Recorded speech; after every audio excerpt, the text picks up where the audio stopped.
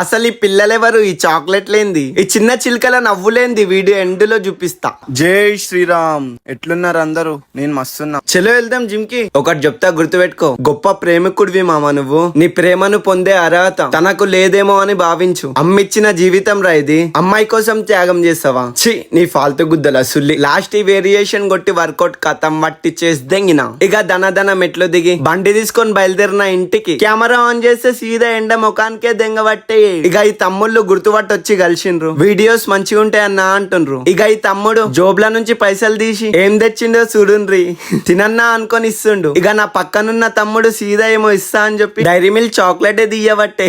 వద్దురా తమ్ముడు, ఇంత ప్రేమ నువ్వు తిను అంటే కూడా ఇంటలేడు. ఇక పాపం ప్రేమతో తెచ్చిందని చెప్పి తీసుకున్నా. థ్యాంక్ యూ సో మచ్ రా తమ్ముడు అనుకొని ఆ తమ్ముడికే తినిపించిన. ఇక ఆ తమ్ముడు ఇంకో చాక్లెట్ తీసిండు. ఏందన్నా నా చాక్లెట్ నాకు తినిపించి నువ్వు తినవా అంటుండు. ఇక తిను అనుకొని తినిపిస్తుండు తమ్ముడు. థ్యాంక్ యూ సో మచ్ తమ్ముళ్ళు. మీ లవ్ మీ సపోర్ట్ ఇట్లానే కొనసాగాలి.